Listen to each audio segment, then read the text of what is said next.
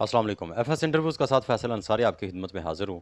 मैं आपका बेहद शुक्रगुज़ार इस वीडियो को देखने के लिए ख़ुसूसी वक्त निकाला। चैनल पर नया चैनल को सब्सक्राइब कीजिए और साथ बेल आइकन को प्रेस कीजिएगा ताकि आने वाली तमाम वीडियोज़ आप देख सकें। आज का जो मैं प्रोग्राम रिकॉर्ड करने जा रहा हूँ इसके बारे में नीचे कमेंट सेक्शन के अंदर अपनी राय से ज़रूर आगाह कीजिएगा। और एक लम्हे के लिए सोचिएगा कि हम आज़ाद रियासत के अंदर रहते हुए भी किस तरीके से मुश्किलात से दो चार हैं, रोज़ी रोटी को लेकर, अपनी बुनियादी ज़रूरियात को लेकर। तो एक लम्हे के लिए आप सोचिए कि गज़ा के अंदर क्या सूरत हाल होगी, वहाँ क्या क़यामत ख़ेज़ मनाज़र होंगे? आप किस क़यामत की बात करते हैं? आज मैं बात करूँगा गज़ा के बारे में, हमारे मुसलमान भाइयों के बारे में, हमारी बेटियों के बारे में, ख़वातीन के बारे में।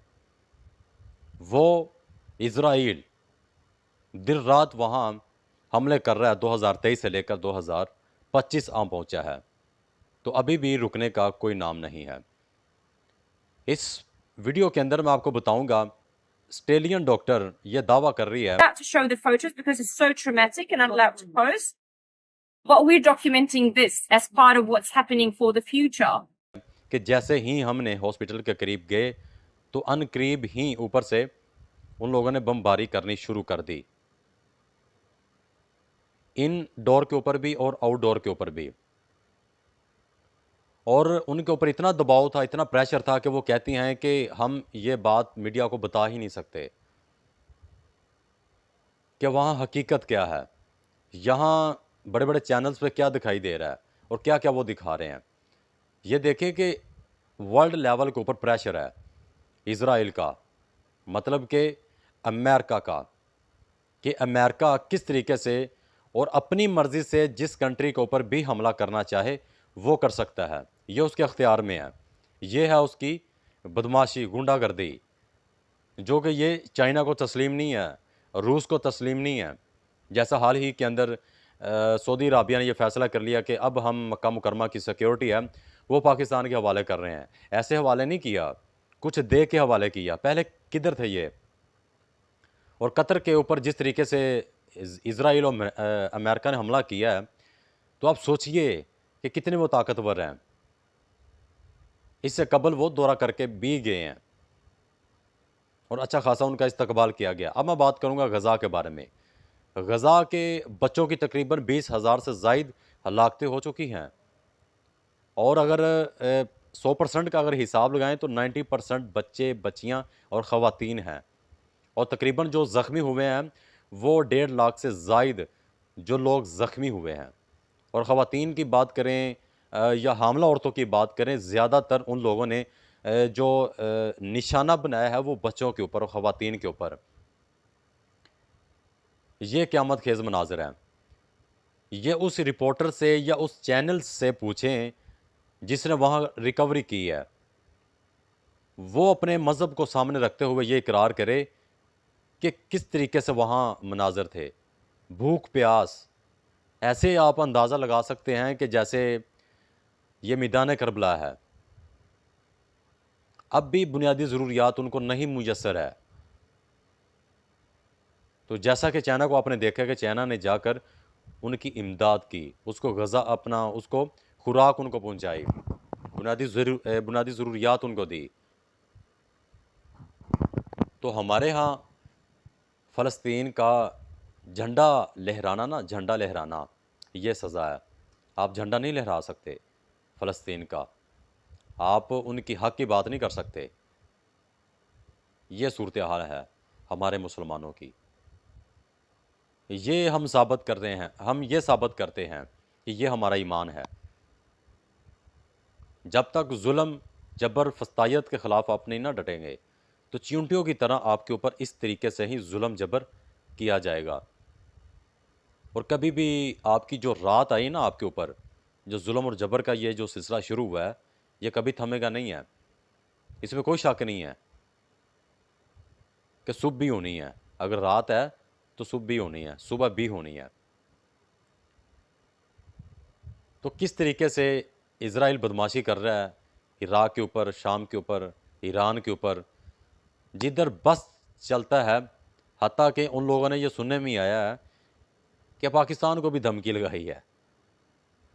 तो इतनी बदमाशी गुजर चुकी है, इतनी बदमाशी लिमिट क्रॉस कर चुकी है, ये किसी को भी निशाना बना सकते हैं। ऐसे नहीं चाइना ने अपने पास बुलाकर सबको दिखाया कि ये हमारे पास मिसाइल भी हैं, हम इतनी जदीद टेक्नोलॉजी के हामी हैं। अब हाल ही के अंदर पाकिस्तान और चाइना का जो मुआहिदा हुआ है वो तकरीबन काफ़ी अच्छा मुआहिदा हुआ है, आप यूँ समझ लें। जैसे कहते हैं ना, पाक चीन दोस्ती जिंदाबाद, जिंदाबाद ठीक है, वो बिज़नेस कर रहे हैं, वो बिज़नेस को ही तरजीह देते हैं। सिर्फ मुसलमान मुसलमान आपस में भाई हैं। कारोबार अपनी जगह पर, अल्लाह ने जो हुक्म दिया वो तो सबसे ऊपर है, उसके अंदर ही अच्छाई है, उसके अंदर ही बेहतरी है जो अल्लाह ने हुक्म कर दिया। तो आप एक लम्हे के लिए सोचिए, एक दफ़ा अकेले बैठ के ये फ़ैसला कीजिए कि गज़ा के अंदर क्या सूरत हाल होगी।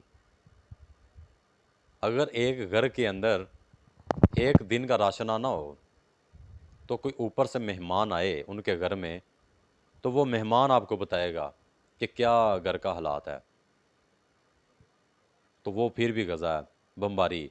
और तकरीबन जो बताया जाता है वो 53.2 अरब डॉलर अगर लगेंगे, फिर 10 साल के बाद जो गज़ा है वो अपनी जगह पर आएगा। ये छोटी रकम नहीं है, ये बहुत बड़ी रकम है। एक दफ़ा तो गज़ा ख़त्म हो चुका है, उन लोगों ने ये दावा भी कर दिया है कि गज़ा पट्टी से ख़त्म, अब गज़ा लोकेशन पे नहीं आएगा। इस तरीके से दरिंदगी दिखाई है। उन लोगों ने दिखाया कि हम खुदा हैं, हम जिधर चाहेंगे क़यामत बर्पा करेंगे, हम देखते हैं कि हमें कौन रोकता है, क्योंकि हमारे सब तलवे चाटते हैं, हम सबको डॉलर फेंकते हैं ऐसे। दर हकीकत है, ये सच है, इसमें कोई कमी पेशी नहीं है। वो डॉलर ऐसे मुंह पे मारते हैं, बात नहीं करनी, उनके हक में रैलियां नहीं निकालनी, उनका झंडा नहीं लहराना, जितने पैसे मांगोगे उतने पैसे देंगे। हमारा राज होना चाहिए आल वर्ल्ड के ऊपर, और ये राज किसी ना किसी दिन और अनकरीब, ये आपको सुपर पावर है ना जो, ये ख़त्म होने जा रही है इनकी। कब तक चलेगा? क्योंकि जैसे चाइना ने कहा है ना कि पाकिस्तान के पीछे चाइना है, उसी तरह इसराइल के पीछे अमेरिका है। और ये भी बहुत खुश आइंदा है कि कनाडा, ऑस्ट्रेलिया और बरतानिया ने फ़लस्तीन को एक रियासत तस्लीम कर लिया। ये बहुत खुश आइंदा बात है, ये बहुत अच्छा फ़ैसला है। तब फैसला किया जब गज़ा ख़त्म हो चुका है, फ्यूचर ख़त्म कर दिया गया है। इसके ऊपर जितनी भी मज़म्मत की जाए उतनी ही कम है, क्योंकि उधर ज़िंदगी गुजारने की कोई भी चीज़ मुयसर नहीं है। लावारस, यतीम, अल्लाह से आस लगाई बैठे हैं कि या रब्बुल आलमीन रोज़ी दे, मकान दे। वो ऐसे देख रहे हैं आसमान की तरफ कि कहीं से हमें इमदाद मिल जाए, कपड़ा मिल जाए। अल्लाह सब क्या है, अल्लाह दिलों का है, अल्लाह दिलों के खूब राज जानता है, नीयतों को भी खूब जानता है। ये वहाँ के हालात हैं, ये सिर्फ ज़ुबानी है।